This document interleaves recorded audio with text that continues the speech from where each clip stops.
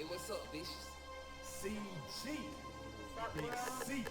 Yo, CG in the house. Young Kings FLA TV. Let's get it. Hot music, we got it. Hot topics, we got it. Black power, we got it. And knowledge, we got it. We got it. We got it. We got it. We got it. We got it. We got it. We got it. We got it. Got spirit, we got it. Having fun, we got it. Get work done, we got it. Number one, we got it. We got it. We got it. We got it. We got it. We got it. We got it. We got it. We got it. CEG. We got that hot sauce, baby, and we put that sauce on everything. LA Young King. We got it. We got it. We got it. We got it. We got it. CEG. We got that hot sauce, baby, and we put that sauce on everything. LA Young King. We got it. We got it. We got it. We got it. We got it. Young Kings doing your thing. Leaders can't take the heat that you bring. Hey, Alliance, I will break apart and it don't matter the blow. I'm standing tall, I never fall, I'm never fearing my foe.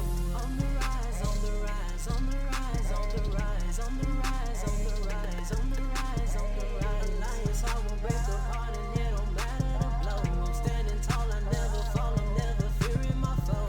Yo, this is Young Kings FLA TV, bringing down the knowledge, y'all boys come see me. We about to bring your head with that sense that you need, man. Politics, movement, government programs.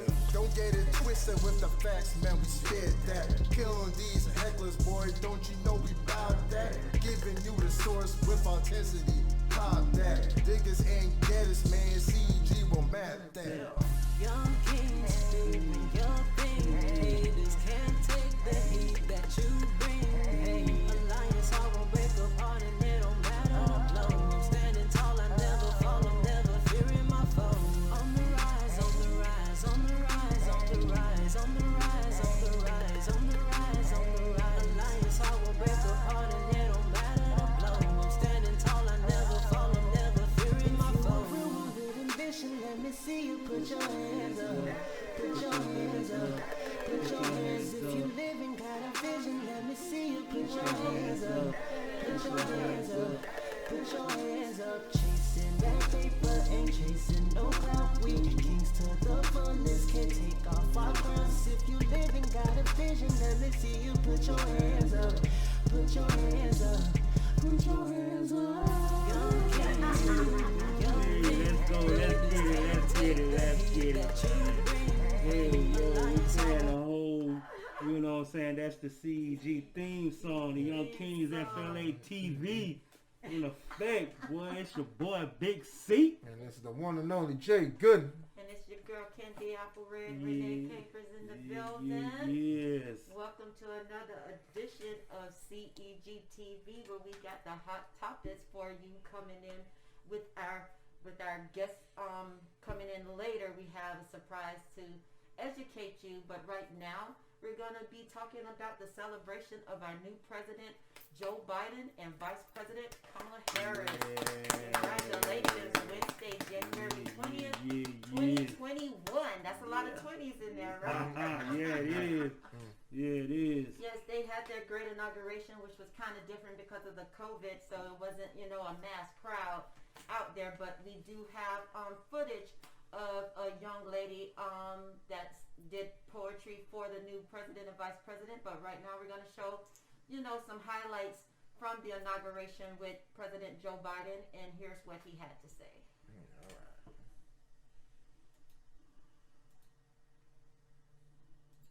Pits red against blue, rural versus urban, or rural versus urban, conservative versus liberal. We can do this if we open our souls instead of hardening our hearts, if we show a little tolerance and humility, and if we're willing to stand in the other person's shoes, as my mom would say, just for a moment, stand in their shoes. Because here's the thing about life. There's no accounting for what fate will deal you.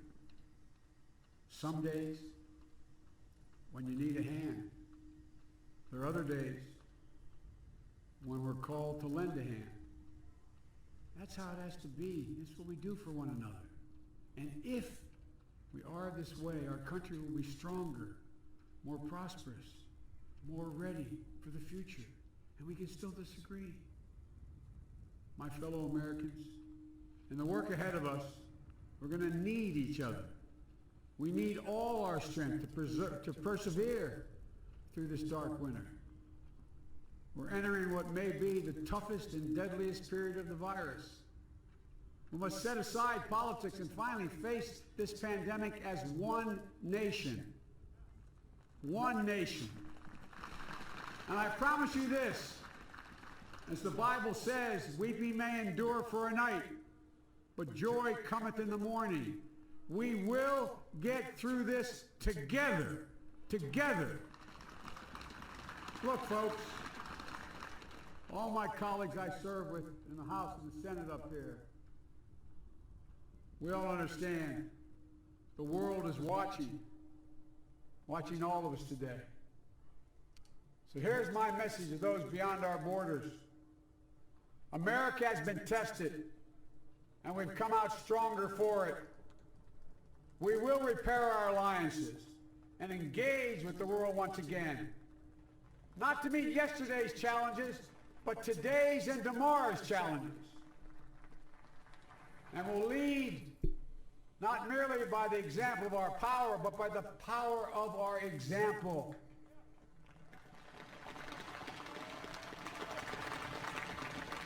We'll be a strong and trusted partner for peace, progress, and security.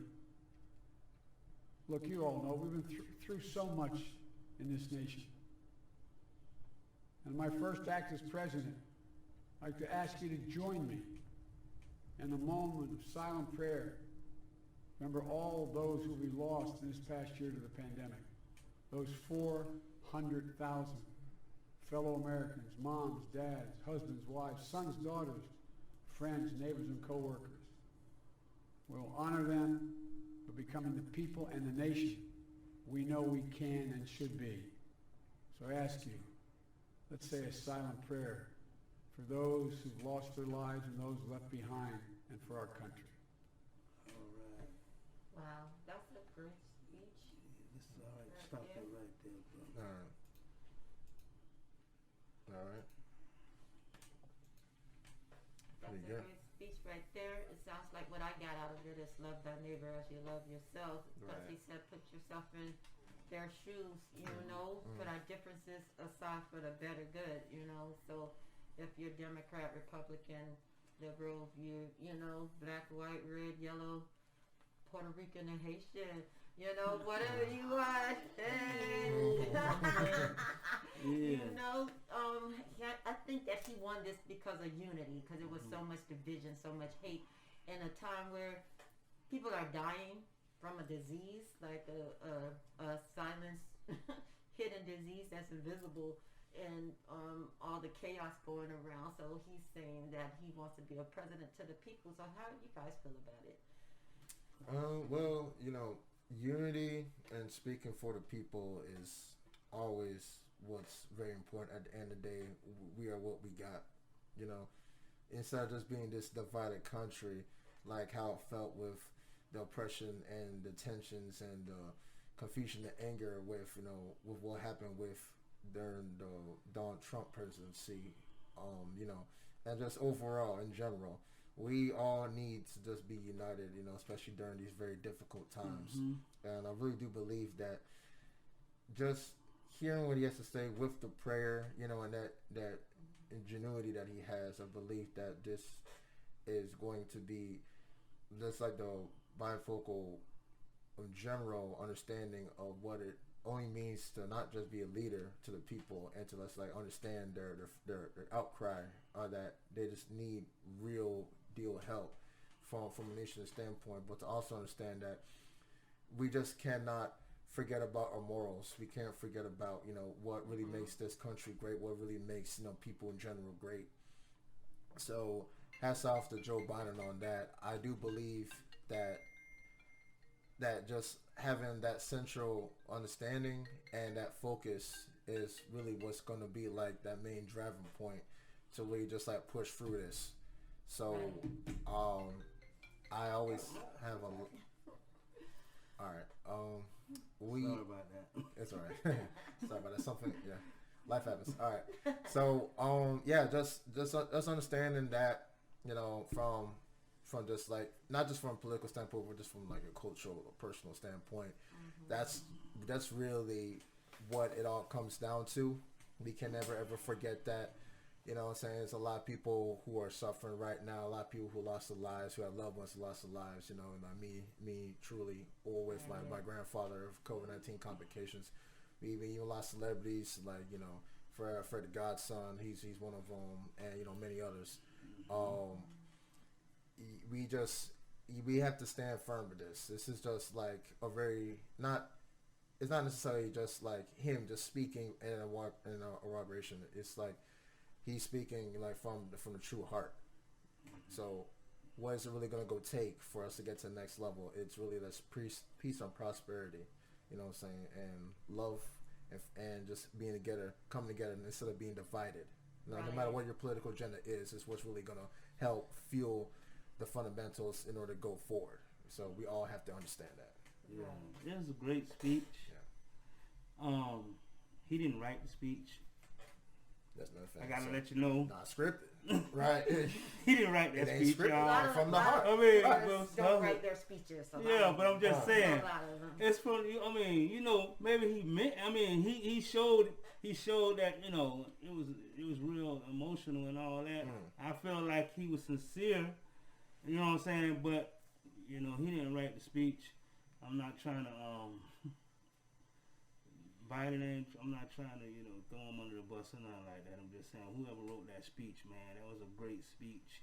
I forgot the young lady's name. Should have did my homework, but she wrote a great speech. But we're gonna see, you know, how what's going on with that. We're gonna see if it's really from the heart by the actions that they take. Right. On what they do, you know what I'm saying? Understandable, right. You know, I mean, a lot of presidents made great speeches, and we done got left out in the past.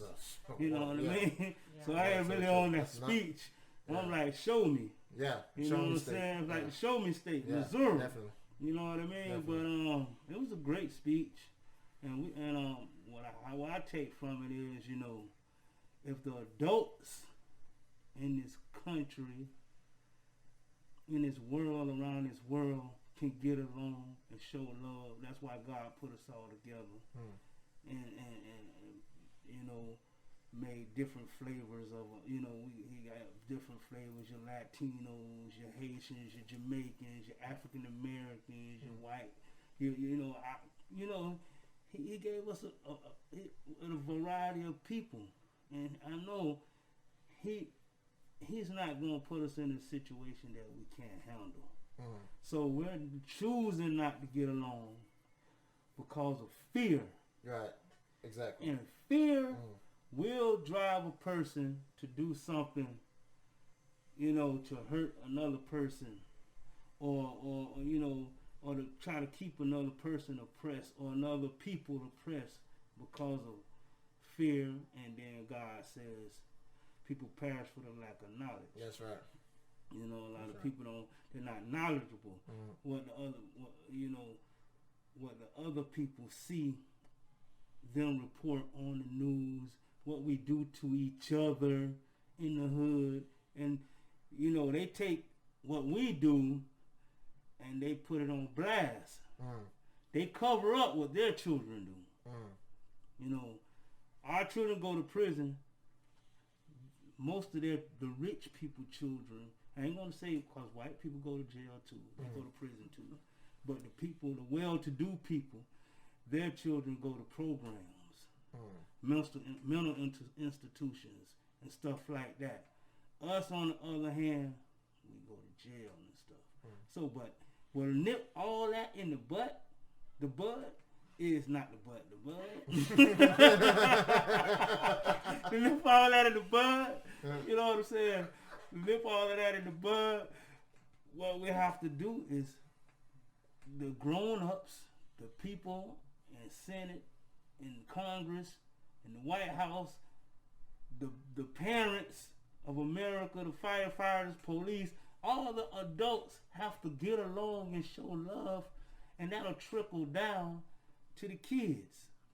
And if they get together and show love, you show love by actions. If you love people, you're going to make sure their children can eat just like your children can eat. All children should get the same education as your children, because we pay taxes. We go out here and work.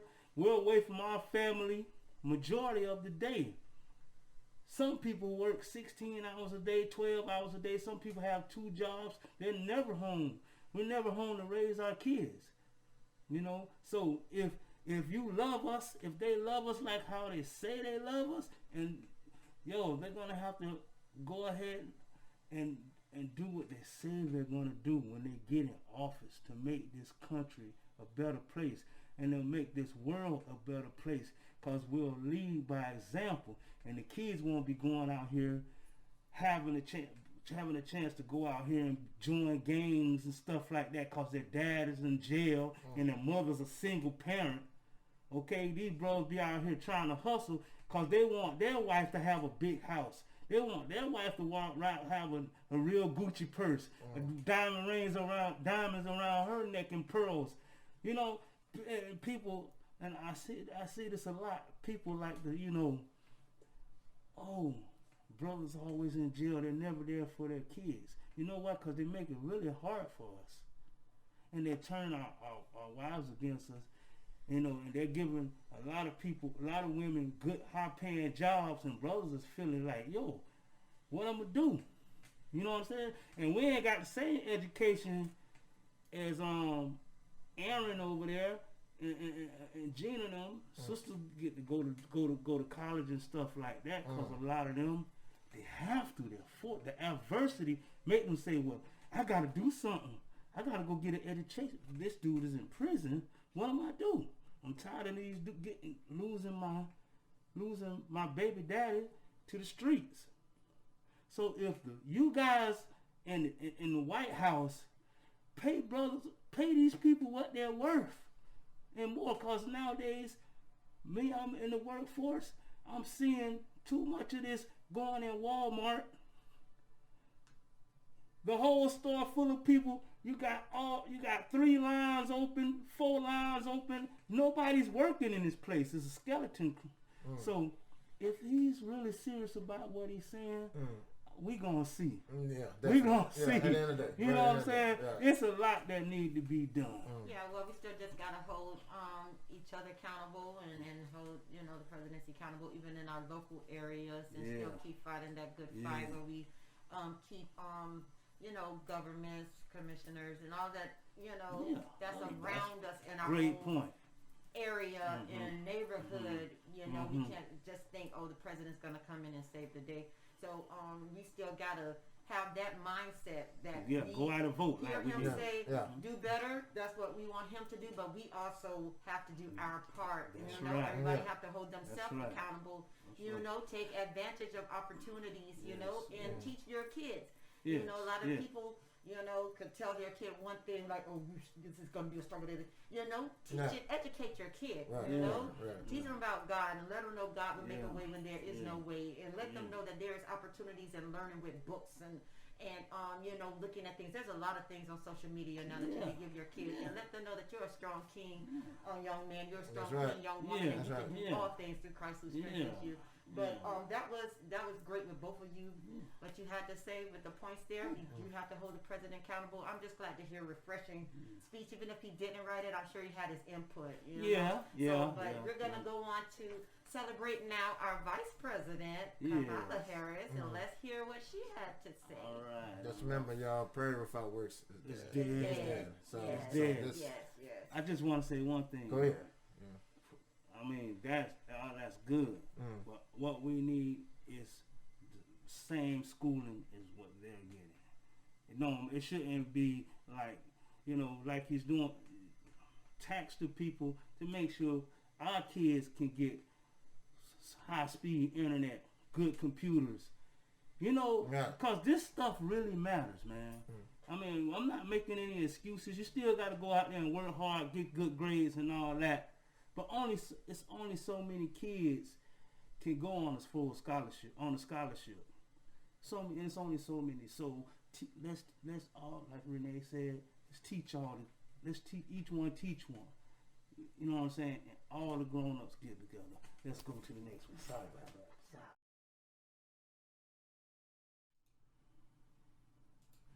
Good evening. It is my honor to be here, to stand on the shoulders of those who came before, to speak tonight as your Vice President.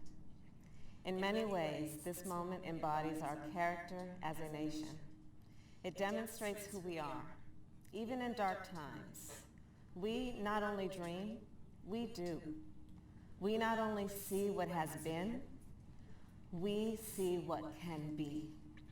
We shoot for the moon, and then we plant our flag on it. We are bold, fearless, and ambitious. We are undaunted in our belief that we shall overcome, that we will rise up. This is American aspiration. In the middle of the Civil War, Abraham Lincoln saw a better future and built it with land-grant colleges and the Transcontinental Railroad. In the middle of the Civil Rights Movement, Dr. King fought for racial justice and economic justice. American aspiration is what drove the women of this nation throughout history to demand equal rights, and the authors of the Bill of Rights to claim freedoms that had rarely been written down before. A great experiment takes great determination, the will to do the work, and then the wisdom to keep refining, keep tinkering, keep perfecting.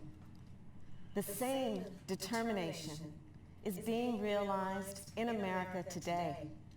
I see it in the scientists who are transforming the future. I see it in the parents who are nurturing generations to come, in the innovators and the educators, in everyone, everywhere, who is building a better life for themselves, their families, and their communities. This, too, is American aspiration. This is what President Joe Biden has called upon us to summon now. The courage to see beyond crisis, to do what is hard, to do what is good, to unite, to believe in ourselves, believe in our country, believe in what we can do together. Thank you, and may God bless America. All right, A to the man. That's right, aspiration. You know, it's like she's saying, it's us against the machine. Fight against the machine, and you can overcome.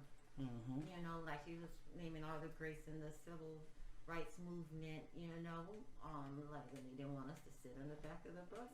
You know, they wanted us to sit in the back of the bus, and you had to fight for that. They didn't want us to vote. We had to fight for that. You know, they didn't want us to drink out the same water fountain. Go to the same water fountain. We had to fight for that. They didn't even get in the same pool. The Jim Crow laws. And just because she's a black woman in position doesn't mean that there still isn't a fight. So we still got to get together, come together, and fight. Yes. Yeah. So how do you guys feel about her and her speech? So I mean, it's very, very powerful, very fueling.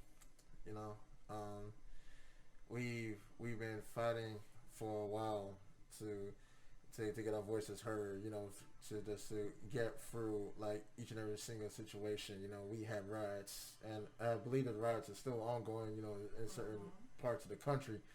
You know, with the undoubtedly unforgivable police brutalities, you know, with George Floyd, you know, among many others, you know, that had to suffer in the wake.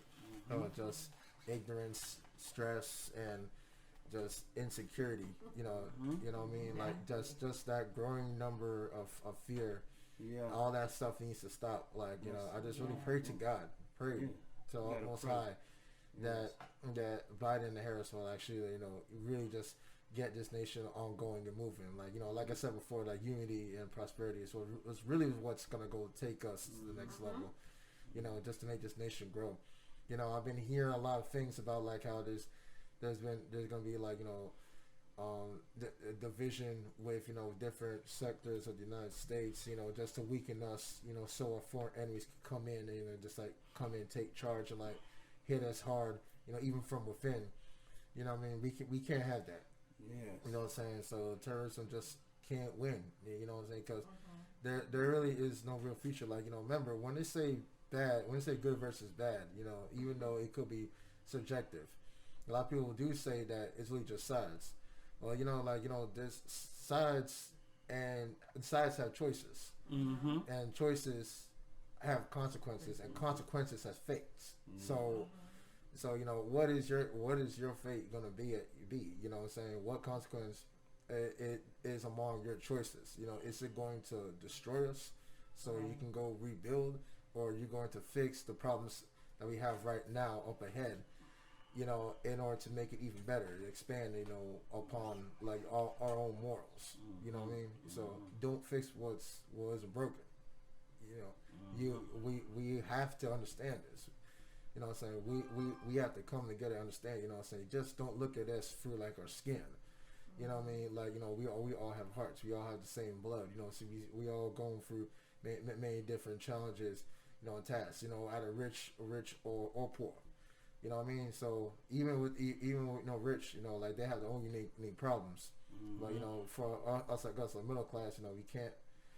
Even though it is much harder, you know, we still cannot, you know, stop what we're doing and just like dive into ignorance and just like it can't. It's not gonna work. It's not gonna work. It's not gonna work. So You know. So hopefully they do what they have to go do and make it happen. You know. Exactly. You know, and a house divided can't stand. Can't stand. Exactly. House divided cannot stand. And whether y'all like it or not, we are all neighbors.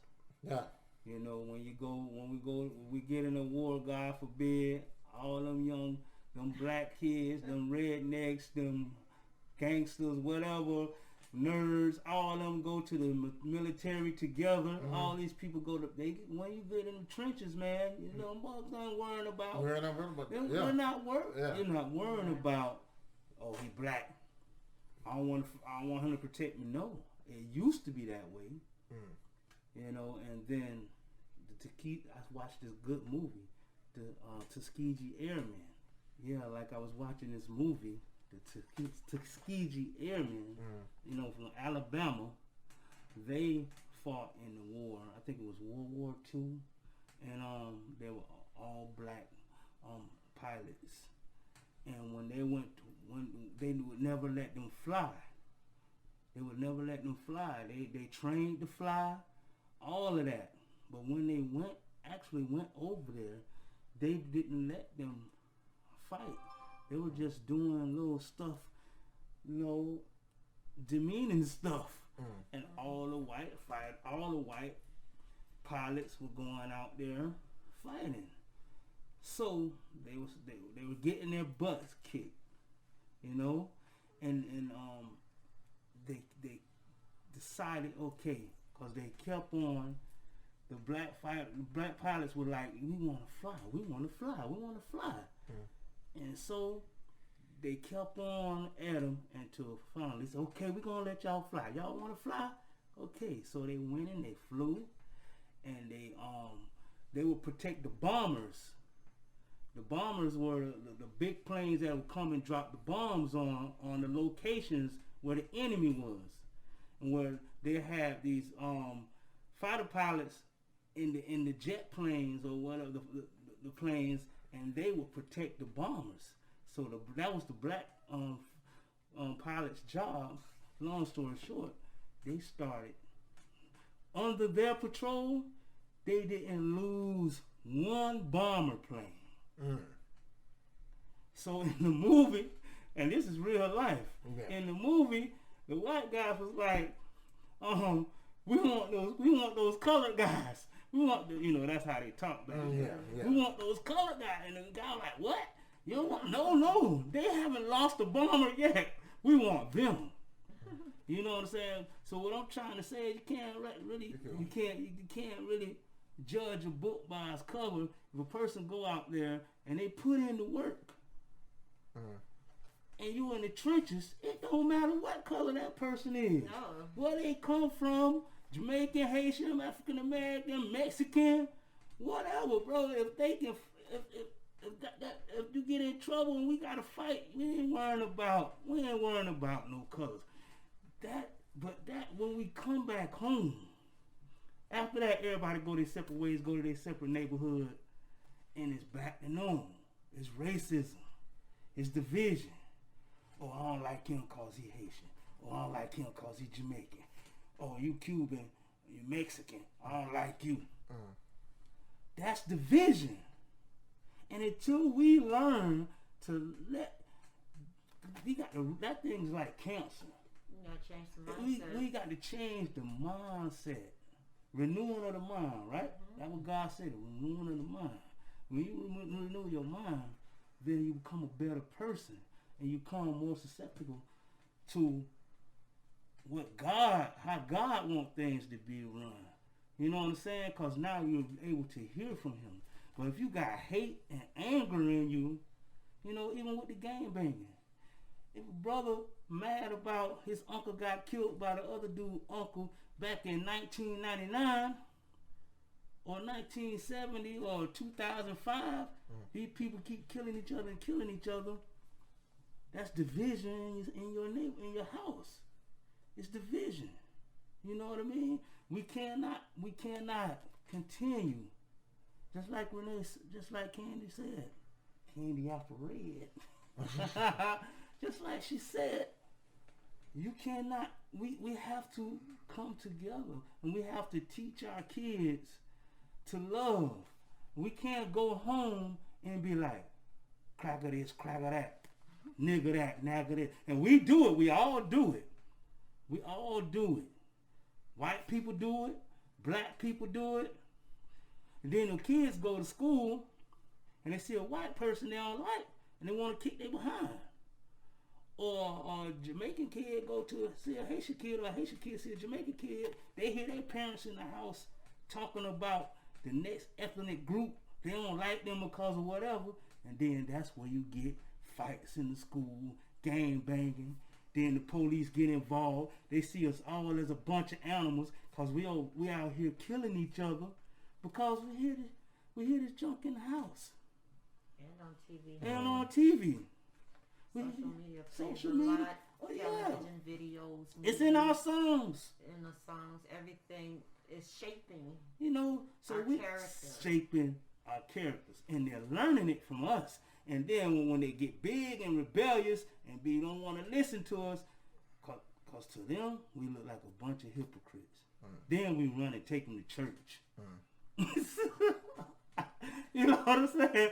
I mean, I ain't saying every church people do it. I'm saying if you a racist and you nigga this, nigga that, nigga, then you sitting in church and they talk about thank you Jesus, hallelujah, God telling us to love. But what about the black people? Oh no, they ain't human. They ain't human. So because that's what they used to tell them. And they still tell them that today, man. We ain't human. We're not human. That's why if you watch cops, when it comes to a white person, they try their hardest not to kill them. They won't. They'll handcuff them, beat, you know what I'm saying? But they try their hardest not to kill them. And that's why when they stormed the Capitol building, you notice those officers backed up and let them in because it's a code out there. Don't kill white people. But it's okay to kill a black man. Yeah. They changed their uniforms. They were in white, now they're in blue. But this brings us to Amanda Gorman, who also talks a great poem about like what this C right here was talking about. So let's hear from this young lady. President, Dr. Biden, Madam Vice President, Mr. Emhoff, Americans, and the world. When day comes, we ask ourselves, where can we find light in this never-ending shade? The loss we carry, a sea we must wade. We've braved the belly of the beast. We've learned that quiet isn't always peace. In the norms and notions of what just isn't always just is. And yet the dawn is ours before we knew it. Somehow we do it. Somehow we've weathered and witnessed a nation that isn't broken, but simply unfinished. We, the successors of a country and a time where a skinny black girl descended from slaves and raised by a single mother can dream of becoming president, only to find herself reciting for one. And yes, we are far from polished, far from pristine, but that doesn't mean we are striving to form a union that is perfect. We are striving to forge our union with purpose, to compose a country committed to all cultures, colors, characters, and conditions of man. And so we lift our gaze not to what stands between us, but what stands before us. We close the divide because we know to put our future first. We must first put our differences aside. We lay down our arms so we can reach out our arms to one another. We seek harm to none and harmony for all. Let the globe, if nothing else, say this is true. That even as we grieved, we grew, that even as we hurt, we hoped, that even as we tired, we tried, that we'll forever be tied together, victorious, not because we will never again know defeat, but because we will never again sow division. Scripture tells us to envision that everyone shall sit under their own vine and fig tree, and no one shall make them afraid. If we're to live up to our own time, then victory won't lie in the blade, but in all the bridges we've made. That is the promised glade, the hill we climb, if only we dare it, because being American is more than a pride we inherit. It's the past we step into and how we repair it. We've seen a force that would shatter our nation rather than share it, would destroy our country if it meant delaying democracy. And this effort very nearly succeeded. But while democracy can be periodically delayed, it can never be permanently defeated. In this truth, in this faith we trust, for while we have our eyes on the future, history has its eyes on us. This is the era of just redemption. We feared it at its inception. We did not feel prepared to be the heirs of such a terrifying hour, but within it we found the power to author a new chapter, to offer hope and laughter to ourselves. So, while once we asked, how could we possibly prevail over catastrophe? Now we assert, how could catastrophe possibly prevail over us? We will not march back to what was, but move to what shall be, a country that is bruised but whole, benevolent but bold, fierce and free. We will not be turned around or interrupted by intimidation, because we know our inaction and inertia will be the inheritance of the next generation. Our blunders become their burdens, but one thing is certain. If we merge mercy with might and might with right, then love becomes our legacy and change our children's birthright. So let us leave behind a country better than the one we were left. With every breath from our bronze-pounded chest, we will raise this wounded world into a wondrous one. We will rise from the gold-limbed hills of the west. We will rise from the wind-swept northeast, where our forefathers first realized revolution. We will rise from the lake-rimmed cities of the Midwestern states. We will rise from the sun-baked south. We will rebuild reconcile and recover in every known nook of our nation, in every corner called our country. Our people, diverse and beautiful, will emerge battered and beautiful. When day comes, we step out of the shade, aflame and unafraid. The new dawn blooms as we free it. For there is always light, if only we're brave enough to see it, if only we're brave enough to be it.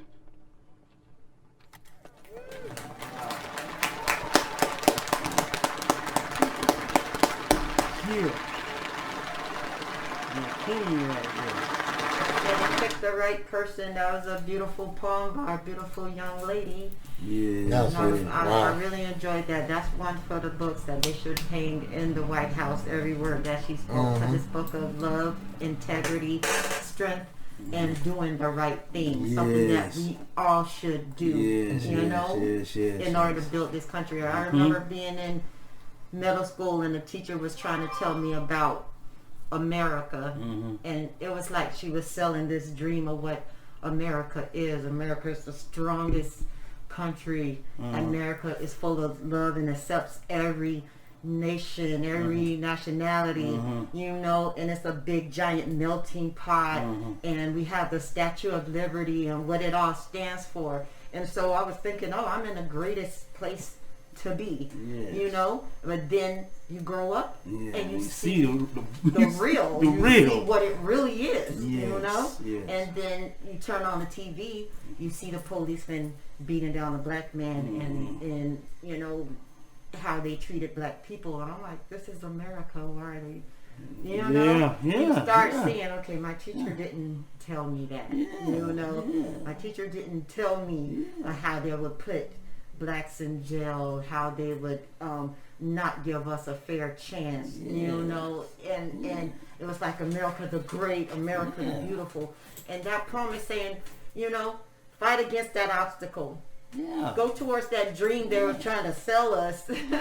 You got to be strong, because she said through the grief we grew. I loved every word of her poem. Man, she said it was uplifting, and it was like to change your mindset. It's not beating down me. I'm gonna go stand up, stand strong. With my shoulders arched and looking forward, onward and upward, and we all come together and do it together and make it the dream that they tried to sell us. The dream that Martin Luther King spoke about. Right, exactly. Martin Luther King, that speech, and that's up there with that speech right there is up there with Martin Luther King's speech. That speech gonna go down in history. Cause I got chills just by the way she delivered the speech, and that young lady right there. She looks like a little girl, but she's a grown woman. She graduated from, I believe I don't want to say the wrong college. I don't know. I mean, she graduated from Princeton or Princeton. Was it Princeton?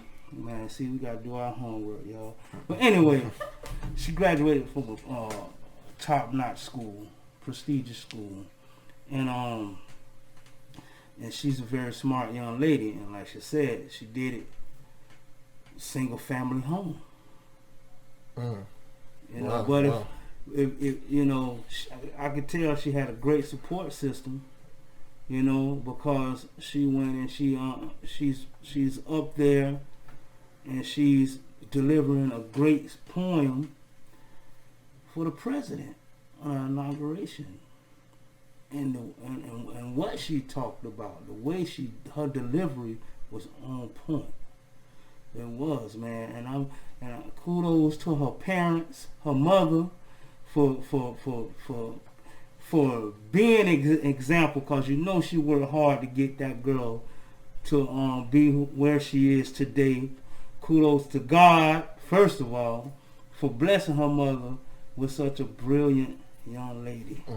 What y'all got to say? Man, I mean, every single blood, sweat, tear, and vein of that speech was just speaking of all of the black leaderships, and just really leaderships in general, like just everything.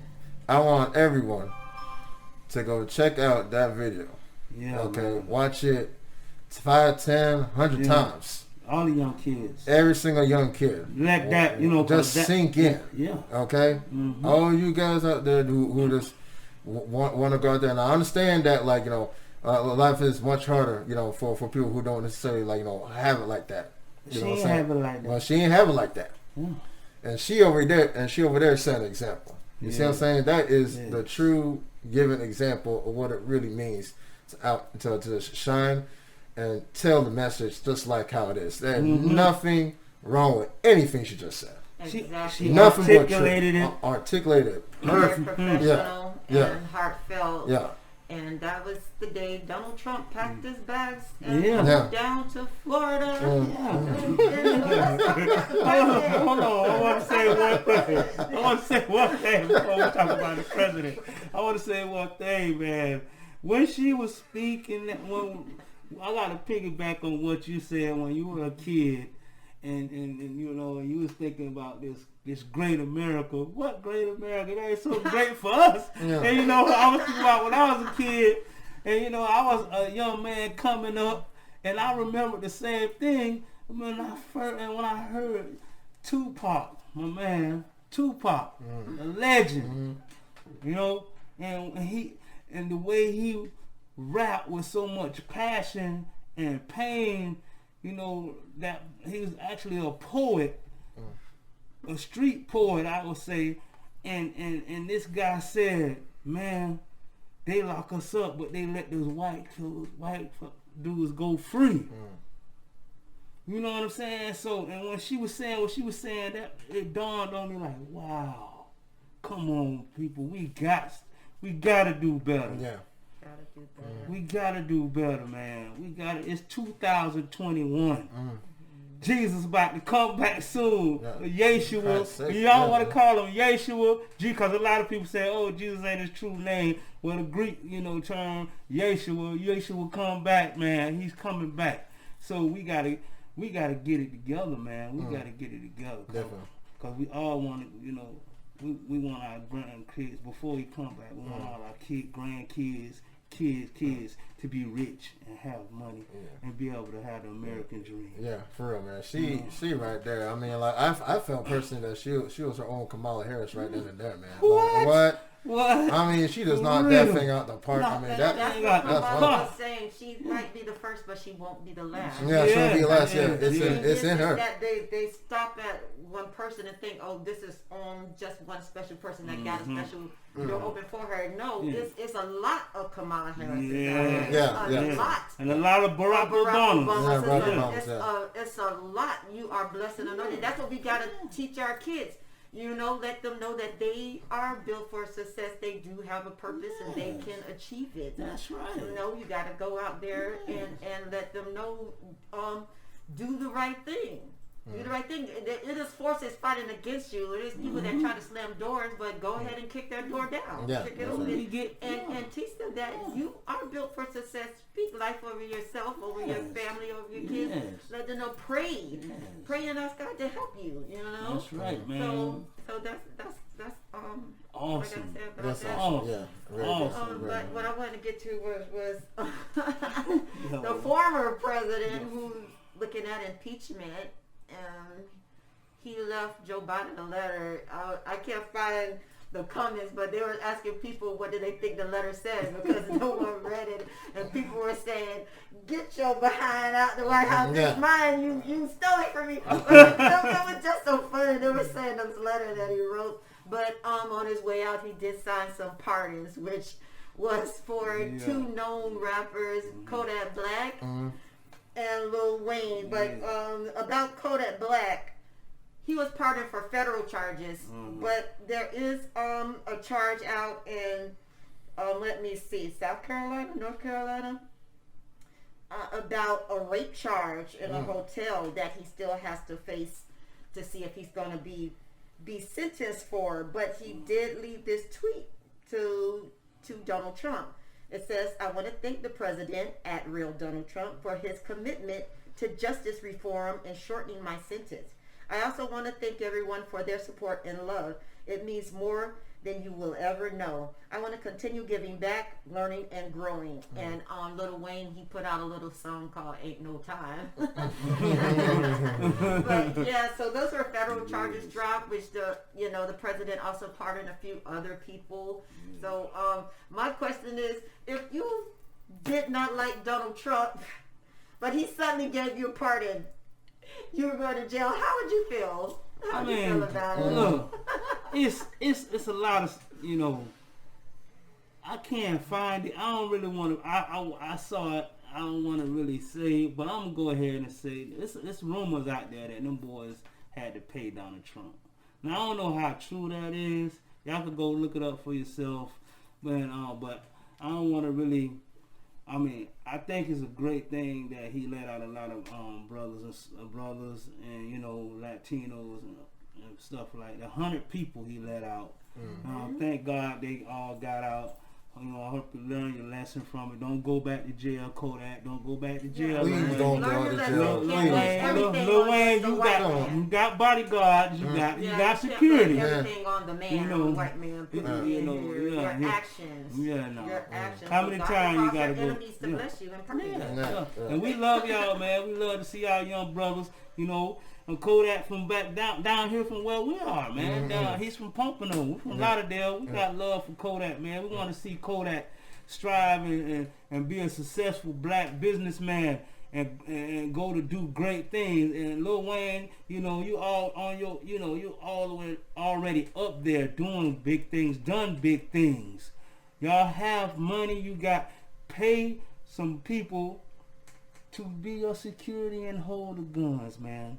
I know y'all get death threats and stuff like that, and you're going through whatever you're going through. Wear a bulletproof vest, be safe, and put the right people around you. So, cause if you have the right people around you, that person's gonna be like, yo, man, you're a felon, bro. You can't be having these guns. Let us carry the gun. I got my license, concealed weapons, permit. So let me carry the guns. Let me hold the bullets. Who's on the plane with this guy anyway, where they can say, "Oh, that was Lil Wayne's guns." Yeah. How he go end up getting in jail? That's another story. That's what I want to know. People also got to be responsible for their own actions, because he's old enough to know better. He's got people around him, and he got that simple nature. It could be cockiness. It could be arrogance. That I ain't gonna get caught. But it should be people around. But a lot of times people have the people around them. They turn a blind eye, be like, "Oh, I ain't going down for you. Go down for yourself." I understand that, but if you got paper like that and you got an entourage of people around you, got done it, and for where I come from, got done it, we ain't gonna let you catch no charge, dog. You ain't going down like that. You know what I'm saying? I got concealed permit. It's my gun. It's my bullets. You feel me? Yeah. That's what I would have did if I was there, but I don't know. I'm on the outside looking in, so we don't really know the full story. Enough respect to Kodak Black, Lil Wayne. Now we're gonna talk about this guy, the Tiger dude. What is his full name? The Tiger dude, man. We got to tell y'all about this. I just want to say a little thing about this guy, man. What's God done it, man? Joe what? Go ahead. What his name? Joe what? Hold on, because I didn't research him because we wasn't. I just want to say this guy. He's Joe. He's an exotic tiger trainer. Yes, and he was supposed to get. He thought he was gonna get. He asked for a party. In the bag. This man had makeup dude there. The hairdresser, all at the jail, a limo, all of that. Counted his eggs before they was hatched. Made him look stupid. I don't know what conversation his lawyers had with Trump, but he didn't get pardoned. Even got Donkey of the Day on Charlemagne the God show 103.5 The Beat. That's a plug, y'all. Hey, respect to y'all over there. Y'all doing a great job. Y'all inspire us to do what we doing today. You know what I'm saying? Much love. Much love. Much love. Yeah, man, that thing was funny, man. It's not funny, but no, I ain't gonna lie, it's hilarious, goddamn. You should have seen the limo. We should have been able to show him the limo. This man had a big stretch limo. Yeah, it was a beautiful limo. Beautiful stretch limo. Hairstylist, a makeup person, all of that. The only thing he was missing was a marching band. Yo, this man had the whole nine. You gotta give it to him though, man. He was gonna come if he would have got out, man. He was gonna be styling and profiling, bro. Hey, we hope you get out one day though, bro, man. We gonna pray for you, dude. All right, let's go to the next one. Yeah, well, so what we're moving on to is the CDC.gov have issued out facts about the vaccine for the coronavirus, with the Moderna being one of the main vaccines to be taken. There's a lot of things that you can learn from the website if you're having any doubts, insecurities, or if you just want to jump and take it. There's some things about it that you should know. They have how does it affect your body if you have underlying conditions already. Is it something that is going to change your DNA? Would you be able to still use your mask like everybody else has to do? Do you still have to do that? You know, it's a lot of information out there to learn about this. And I was just speaking, and Big C was speaking to your mom that she did take the shot. That's right. You know, because I was saying, I'm one of those people that I'm not going to take that. I got to see how it's going to work out. Everybody else, if they're going to try that. You know, we got a child that's had, asthmatic symptoms. And we're looking at what's going to be, mandatory for essential workers, for kids going to school, and how would that affect them. But your mom, she gave us, some good, advice about it, some points about it, how she felt. She said she didn't have any side effects at all. She took it twice. Nothing happened to her. Thank God. And so she advised us to take it. My aunt, I have an aunt that says she's definitely going to take it. They have the shots available already in some states at CVS. None cost to you from your insurance or government programs. How you could get the shot. So, just check it out, the CDC.gov. If you have any questions, doubts, insecurities about it, you want to read about it, there's a lot of information here about side effects, if there's any, if you are still going to be able to catch it or pass it on, how does it work, so we have a little clip of a young nurse. She's talking about the details of it and how it actually works and goes into your body to build up an immune system to fight it off. And so, vaccines are always scary. Like, I don't want to take this. It's mandatory for us to go to school. But now you can go get a flu shot, which I would still never take myself personally. But education, we just got to see. So let's see what the young lady has to say. We won't, show everything. We'll be brief, but here she is. So, disclaimer, I don't have any affiliations with pharmaceutical companies or biotech companies, so they don't give me any money or talking points. So with that said, let's dive into the clinical trials and understand more about these vaccines. On November 18th, Pfizer and BioNTech announced the results of their much anticipated clinical trial. So basically what they did was recruit over 43,000 volunteers from 6 different countries. These people ranged from an age of 16 to 91, with an average age of 52. 10% of participants were Black, 26% were Hispanic, 5% were Asian, and only 1% were Indigenous people. These 43,000 people are then randomly assigned to one of 2 groups. One group gets the real vaccine, while the other group gets a fake vaccine called the placebo. And the whole goal of the trial is to see, is there a difference between these 2 groups? Does the vaccine really work? And are there side effects? The vaccine was delivered in 2 separate injections 3 weeks apart. And after that, volunteers had blood work done to check for any dangerous reactions, and they also had an electronic diary to keep track of any symptoms. If anyone developed symptoms of COVID-19, they would get tested. And when there were 170 confirmed cases of COVID-19 in the whole trial, they took all that data and analyzed it to answer 3 important questions. The first question is, does the vaccine prevent you from getting sick with COVID-19? So of those 170 patients who got sick, only 8 of them had the real vaccine, and the rest of the 162 had the fake vaccine.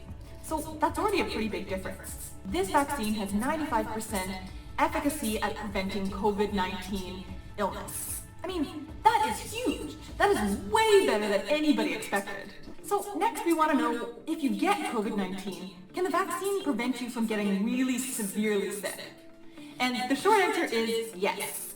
In this trial, there were 10 patients who became really severely ill. 9 of them had the fake vaccine, and only 1 had the real vaccine. So that's a pretty big difference.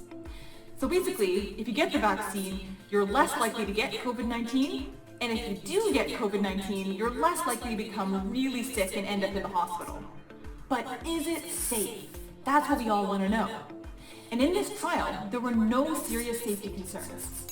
So volunteers described having a painful arm afterwards. Some talked about a fever, headache, muscle aches, but those all resolved within a day or 2.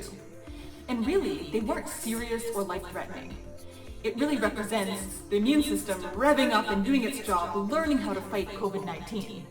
Very rarely, like any new medication, it's possible to have a severe allergic reaction, but this wasn't seen in the trial. So this data was collected over about 2 months, but the trial is going to keep going and collecting data over 2 years. So these are really exciting results, aren't they? Now, there's one thing I do want to point out. This trial was looking at symptomatic patients, so people who felt sick and then were diagnosed with COVID-19. It didn't look at asymptomatic carriers, so people who have the virus, who can even spread the virus to other people, but don't have any symptoms. So personally, I suspect that we're going to need to keep wearing our masks even after we've been vaccinated, until we know if the vaccine prevents these asymptomatic carriers of COVID-19, or until enough people in the community have been vaccinated. Okay, so that was a lot of information. So what do we really know about these mRNA vaccines? Yeah, a lot of information right there. When she was going down the list of the participants, she said blacks, Hispanic, Asian, and indigenous. I did not hear her say white people. Caucasian. I was about to, I'm saying, I was thinking that. I ain't hit one white people. They did not test it on any white people at all. We had what, 33,000 out of 33,000 participants? Not one was white. Not one was white. And one indigenous. One Indian or you know, native, yes. indigenous, but indigenous, right? That's just pretty wow, strange. that's strange. That's just, you see, they why? didn't test. They did. Not That's what I'm one talking white about. person on How there? lopsided this thing is, bro. They tested only 10 black people. And they said black people were the ones who, I guess they got the people who was willing to take the test. Yeah, I'm sure they're going to pay for it. You know, because they pay these people, and they said, and they, to be a guinea pig. So I guess no white people wanted to be guinea pig. But I saw a lot of the news though when they were showing the guinea pigs, they were showing white folks like they were being guinea pigs. But as we see right here, it was mostly. She said another story. Another whole different story. Mostly minorities.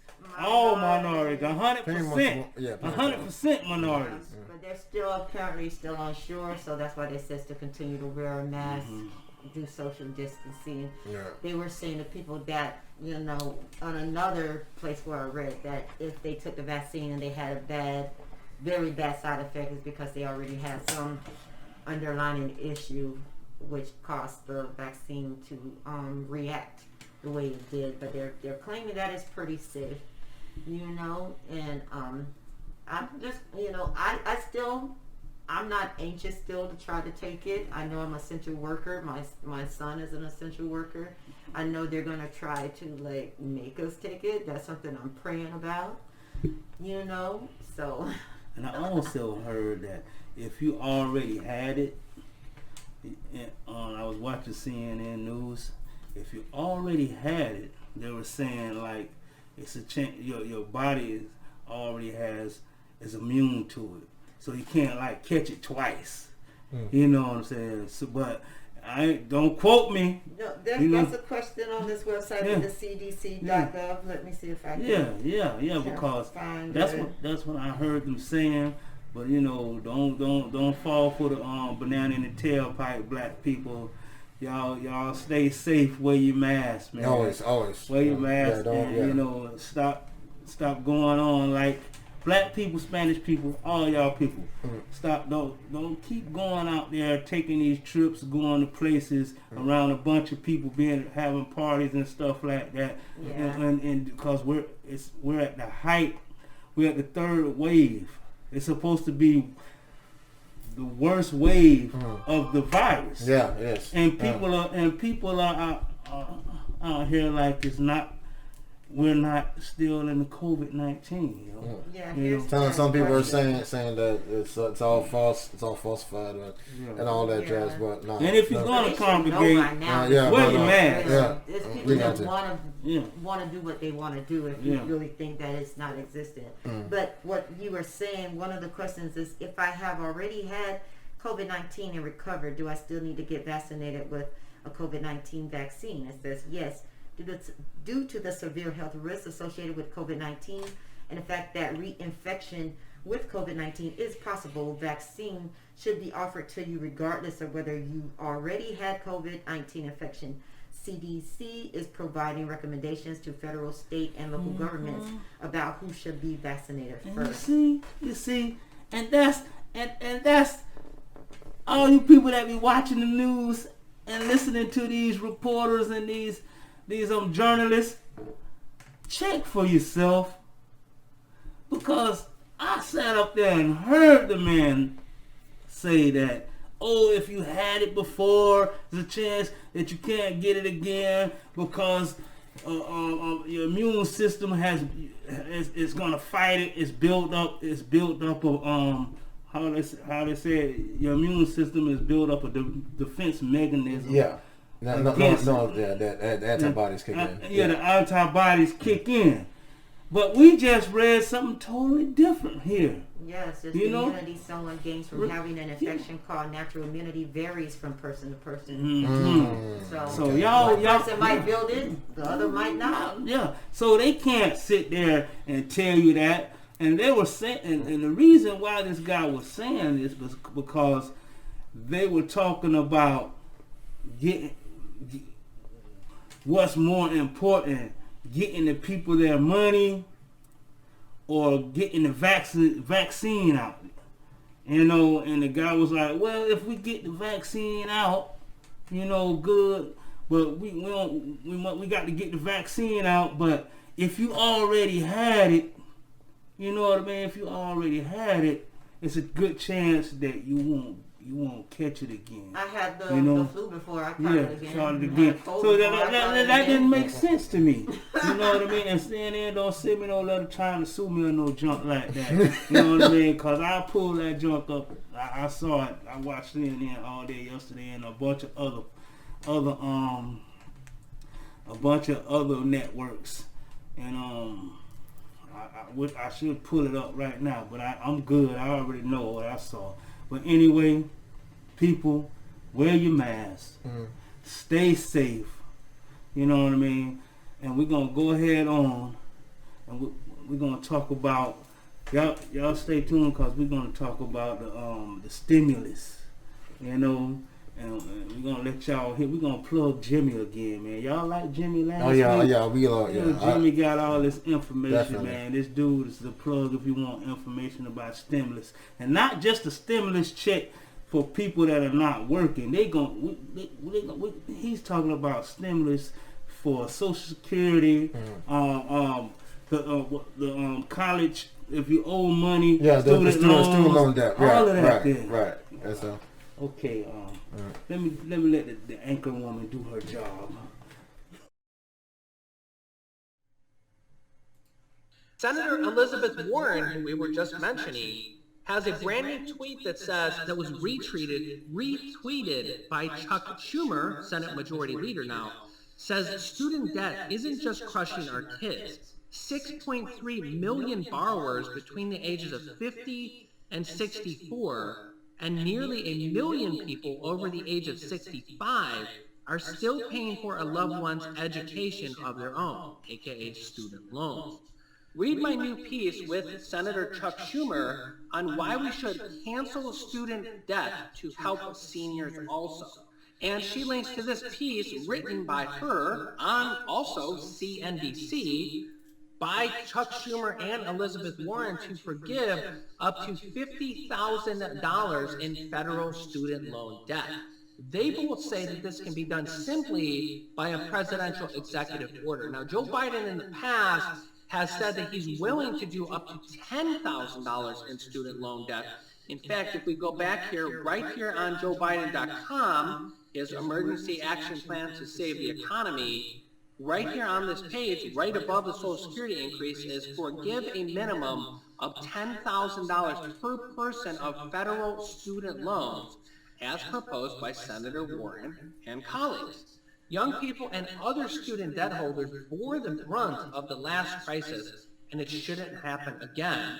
Joe Biden literally says right here, he wants to forgive a minimum of $10,000 per person of federal student loans.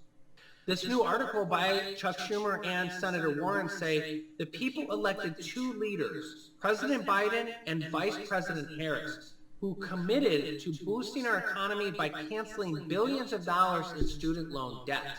That commitment affects more older Americans than you think. She says right now 43 million people in the United States are buried under $1.5 trillion in student loan debt. 6.3 million people of those people are between ages 50 and 64, and nearly 1 million people are over the age of 65. She says, but the Biden and Harris administration can fix it. We are calling on President Biden and Vice President Harris to immediately cancel up to $50,000 in student loan debt. This article is literally from today. The U.S. Department of Education holds that debt and can cancel it too. This is exactly what Joe Biden and Kamala Harris should direct their education secretary to do through an executive order. This is not new money that's printed, as you kind of see her hinting right here, that the U.S. Department holds that debt. It's not new money that they have to print. They simply just forgive the debt. And Chuck Schumer, who's the Senate Majority Leader, says that that can be done through a simple presidential executive order. And remember, Joe Biden just did 25 executive orders in the last 3 days. So I will be keeping you updated on all these different buckets of money, the stimulus checks, the unemployment checks, Social Security increase, the student loan forgiveness, and mortgage and rental assistance. That's going to be a big one coming out probably within the next few days, that you guys are going to be able to start claiming your mortgage and rental assistance, where the government will pay your rent or pay your mortgage or give you money to pay your rent or mortgage. So. Okay, so what he was going over is what someone is suggesting that Joe Biden and Harris can do, which is a pretty good idea. What I wanted to go over is what Joe Biden actually proposed.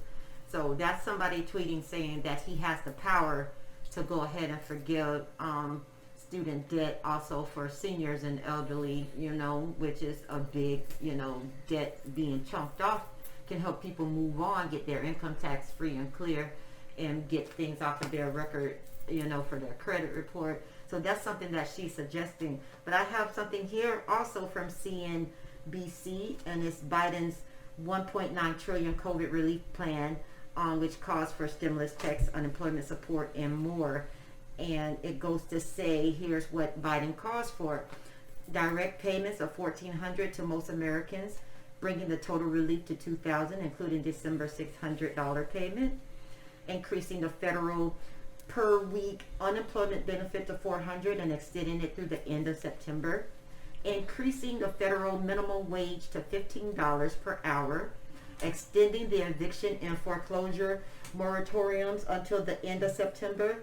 $350 billion in state and local government aid $170 billion for K through 12 schools and institutions of higher education, $50 billion toward COVID-19 testing, $20 billion toward a national vaccine program in participation with states, localities, and tribes, making the child tax credit fully refundable for the year and increasing the credit to $3,000 per child, $3,600 for a child under age 6. So that is the actual plan under the Biden-Harris administration, what they're proposing. So yeah, Jimmy is keeping us updated on what some people are trying to ask the president also to do. So this isn't written in stone that this is just a final cut. He can also upgrade, add to, I don't know, all that he could singly pass. But if you want to read more about it, it's on cnbc.com. Yes. That's cool. All right. Yes, I know. I would love for him to go ahead on my student loan. I got less than $7,000 on mine, so I'm good. He do that, boy. I'm like, yeah. You know what I'm saying? I know it's a lot of people out there. Well, income tax took mine years ago. Yeah, I'm done. Yeah, she's done with her student. Her student debt is done. Hey. Thank you, Jesus. That's what's up. And I've been praying to God, man. God, I don't want to pay these people these $7,000, man. But if you can, pay it. But I was intending on paying it, but all this stuff happened.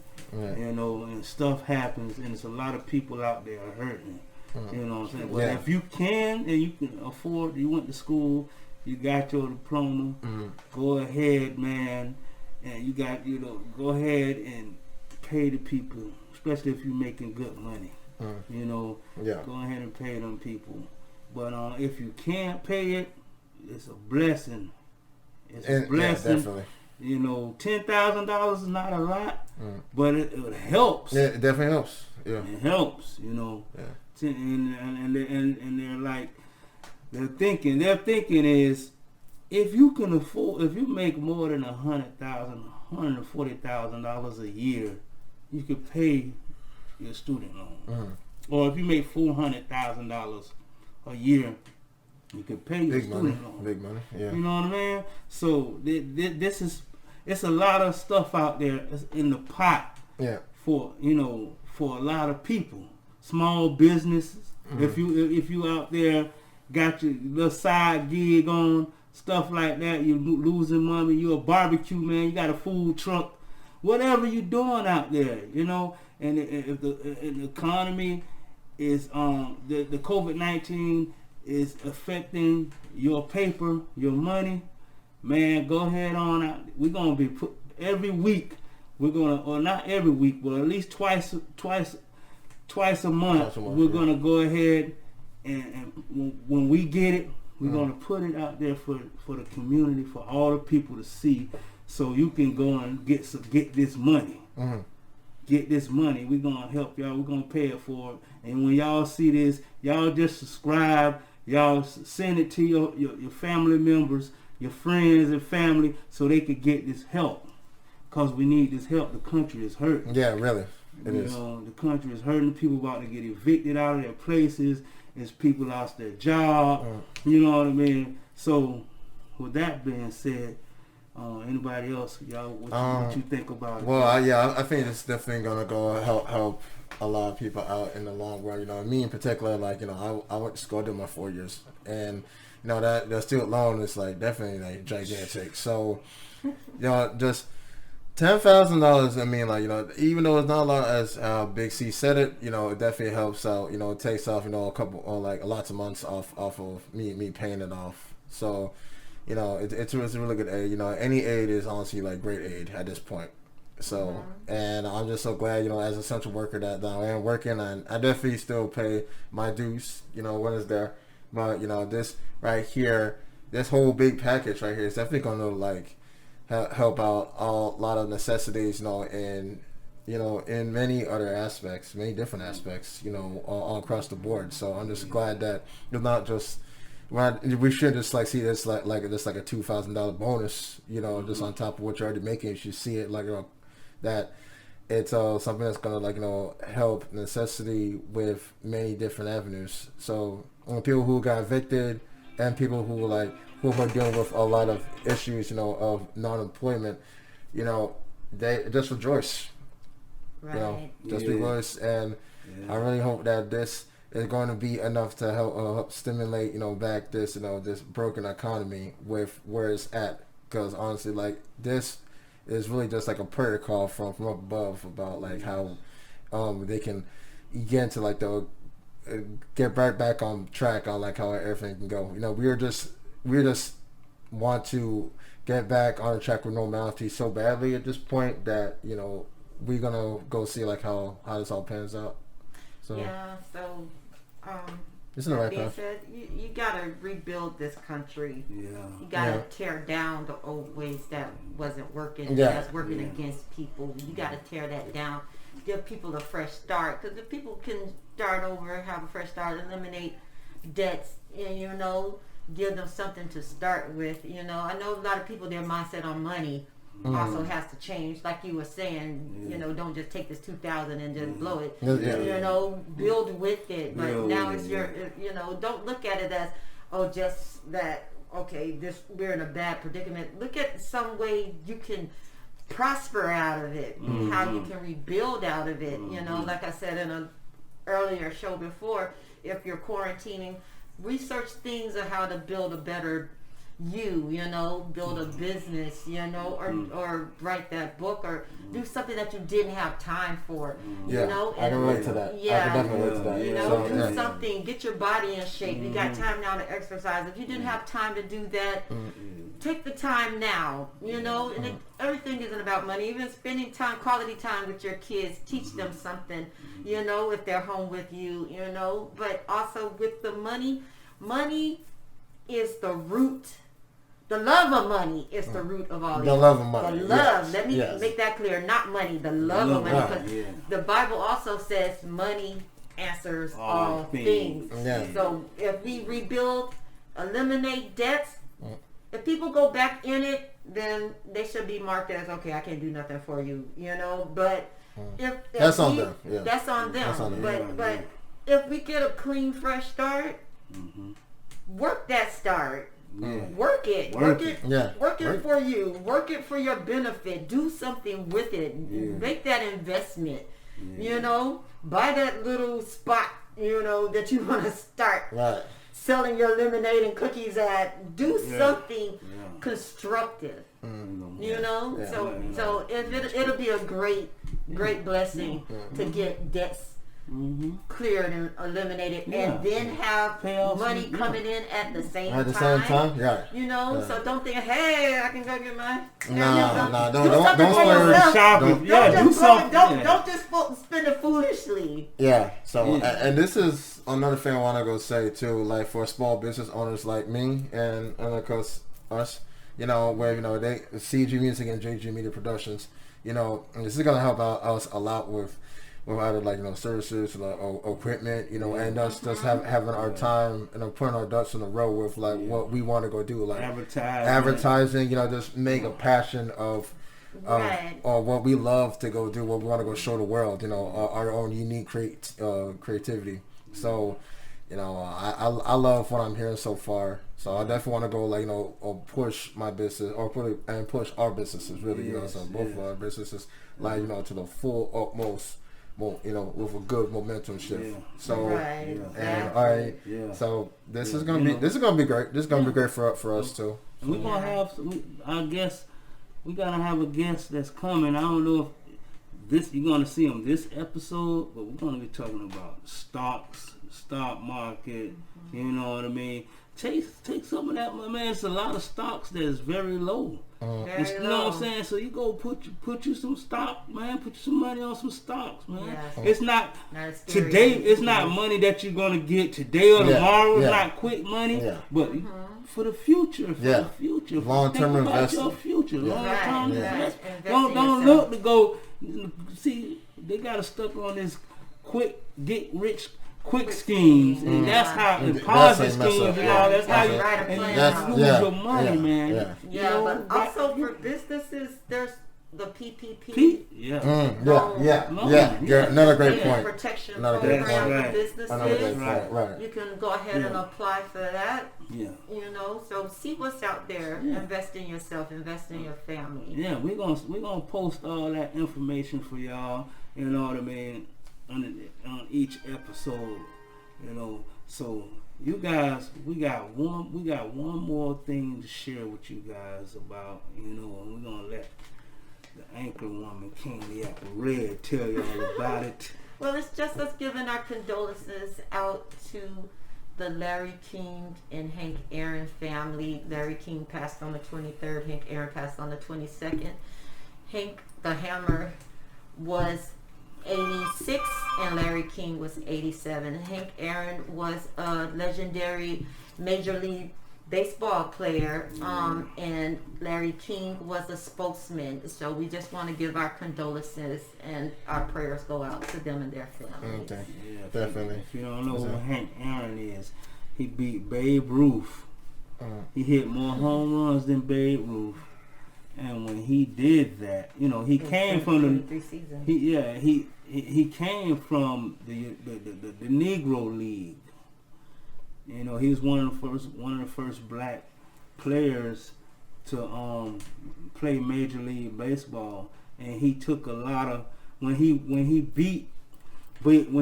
passed Babe Ruth, they gave him death threats. They called him nigger, and his own fans, the people in the stand, those people, they were angry because he did that, because he broke that record, because he was black.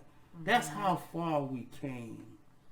That's how far, and it's 2021, and we're still going through stuff like this. We still got a long way to go.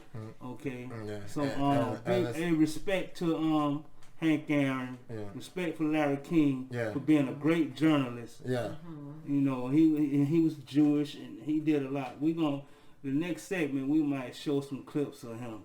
You know, that's basically what we're doing right now, journalism.